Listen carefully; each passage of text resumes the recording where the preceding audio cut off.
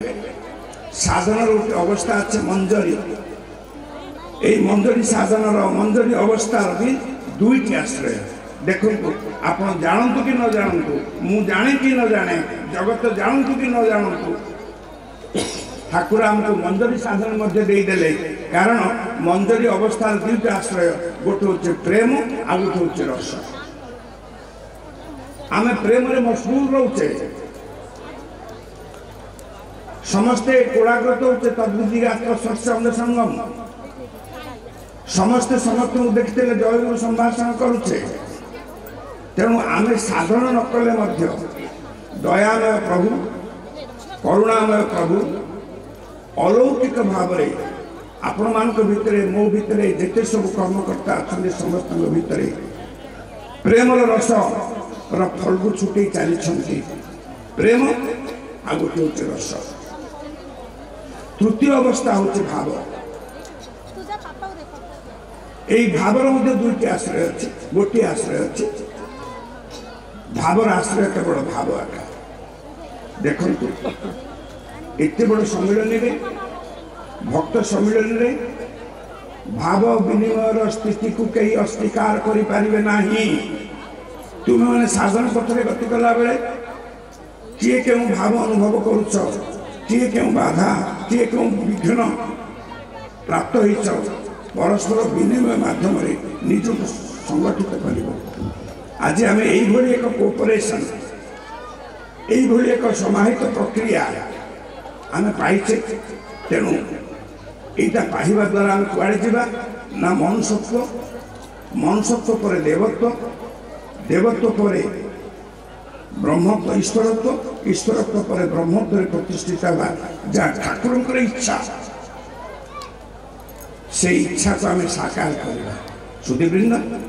एतक करदे आम पाइबा कौन मु 2-4 मिनट भितर मोर आयुष सरी सरी आसला सभापति महोदय इशारा आसला तेरे खाली गति निरूपण करदे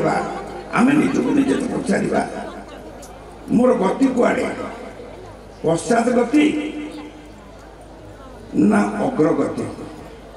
साधक यदि पश्चात गति करे से रसातलगामी हुए आम साधना पश्चात गति नहीं या जानापी आमको बुझा पड़ो जे सब रही सत्य असत्य जहाँ सत्य प्राय प्रतीत हुए से माया जवनिकाच्छन्न मज्ञदोक्षरम अव्ययम न लक्ष्य से मूल दृशा नटे नाट्य धरो यथा माया जवनिका को अतिक्रम करी अध्यास और अधिष्ठान को जब बुझीपर जहाँ सत्य नुहे ता अध्यास जहाँ सत्य ता अधिष्ठान तेणु हे भक्त माने हे भक्तिमती मातृमंडली आपण मान विनम्र प्रणति निवेदन एत बड़ बड़ मूर्धन्य वक्ता मान संस्पर्श आसी सार संग्रह कले ठाकुर भावधारा तेणु चैतन्य महाप्रभुंर प्रेम एवं चैतन्य महाप्रभुंर गौरांग महाप्रभुंर प्रेम और शंकर ज्ञान ये ज्ञान प्रेम सम्मिश्रण आम केमती जगत आज बाणी भाई पढ़ी जगत गुरुंर महान इच्छा मो भीतर जो अनुरणित कला से पतित श्रेणी को किए उत्थान कर बच्छ तुम्हें ही ए कार्य मोर सहायक आज भावार समय आसी जगत उद्धार कार्य ठाकुर इच्छा को रूप देवाई आम केते दूर सहयोगी होइछे कि केवल सह शब्दटा कटे देचे सेटा आम चिंता करवा आत्मसमीक्षार बेल कारण आत्मसमीक्षा न कले अग्रगति रे बाधक आसो मुतक कही ठाकुर को निवेदन करुच्ची हे ठाकुर ए पर्यंत अजस्र धन देच अजस्र रत्न देच प्रेमर भंडार देच प्रेमर चाबिकाठी देच किंतु प्रेम रस आस्वादन कर शक्ति दियो ठाकुर मु तुम से चरण में कोटि कोटि दंडवत प्रणाम करी मो वाणी को विश्राम करुच्ची जय गुरु जय गुरु जय गुरु।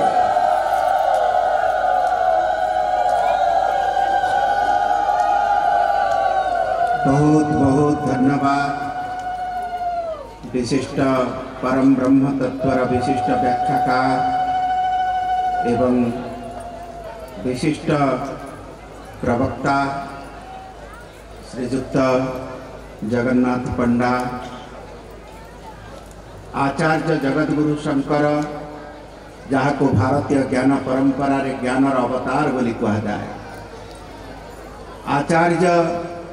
चैतन्य ये होचंती महाप्रेम भक्ति धारार प्रवर्तक। आपण खूब सुंदर भाव में कहते प्रत्येक भक्त निजर दुई हाथ रे एही दुईटी अस्त्र को गोटे अस्त्र रे गोटे हाथ रे ज्ञानर अस्त्र आउ गोटे अस्त्र हाथ रे प्रेम भक्तिर अस्त्र। जो भक्तर निकट रे ये दुईटी तत्व उपलब्ध ही थाए सी विश्व विजयी हो पारे। ताही होउछि निगमानंद दर्शनर निष्कर्ष जहाँ को आमर कथाकार व्याख्याकार श्रीजुक्त जगन्नाथ पंडा खूब सुंदर भाव में प्रतिपादन करिसंती। श्री श्री ठाकुर निगमानंद सरस्वती देवंकर पूर्ण आशीर्वाद तांको ऊपर रही। ସେହି आशीर्वाद मध्य समस्त भक्त मान को प्राप्त हो यही प्रार्थना करी। यार परवर्ती वक्ता आमे समस्ते आउ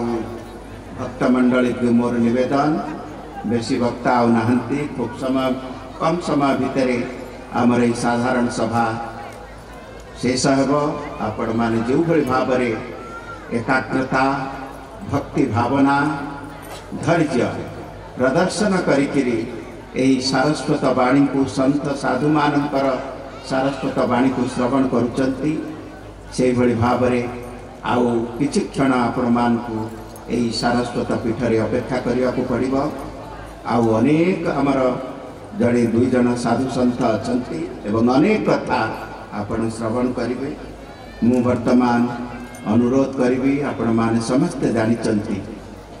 श्री श्री ठाकुर निगमानंद सरस्वती देवंकर दार्शनिक चिंताधारार अनन्य साधारण प्रतिफलन होउची आर्य दर्पण।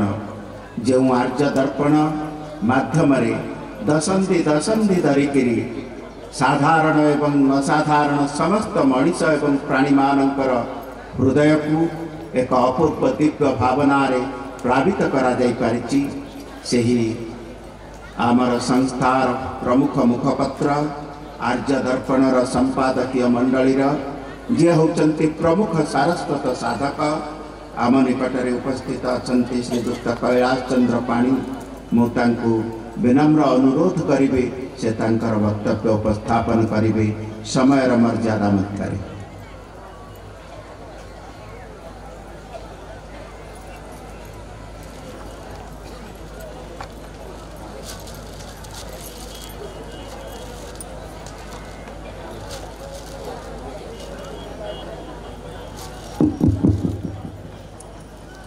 जस्वीव स्फुरणं सदात्मकं सत्कल्पार्थं भासते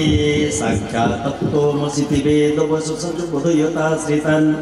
यत्साक्षात् करुणाभवेन पुनरावृत्ति भवामो निधो तस्मै श्री गुरुमूर्तये नमः इदं दक्षिणामूर्तये। जाहंकर स्फुरण सर्वदा सदात्मक होई जे सत्रूप में विकसित अछंती तत्त्वमसी वेदवाक्य द्वारा जी निजर आश्रित मान को स्वरूप प्रदान करने उद्बोधित करुँच। करुणा करुणा निलय चतुर्विध सिद्ध साधक आहांकर आश्रय अभय आश्रय लाभ न करते मोर जीवन जरी ए नित्य नैमितिक संसार कुटिलावर्त विभूति न हुई रसातलगामी होता से रस और प्रेम समन्वित विग्रह ज्ञान एवं प्रेम समन्वित विग्रह निगम कल्पतरु पदार बिंदरे मु जनाऊँगी शतकोटी दिव्य प्रणाम। आज जो साधारण भक्त सभा यार सभा विमंडित करिसंती विज्ञ प्राज्ञ वरिष्ठ गरिष्ठ ज्ञाननिष्ठ ओडिशार विशिष्ट साधु संत मान ब्रह्मानंद सरस्वती महाभाग श्री संत महाभाग रामकृष्ण स्वामी रामकृष्ण दास महाभाग आपण मानकर पदारविंदरे मो जुगपत जनाऊँगी जय गुरुपति संभाषण शिरोलोटा प्रणाम।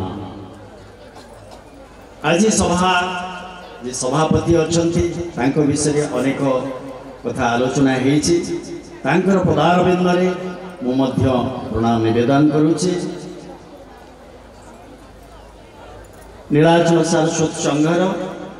सभापति गगनेन्द्र भाई एटी जगन्नाथ भाई एवं सारा विश्व प्रेक्षापट सेवा ज्ञान श्रृंखला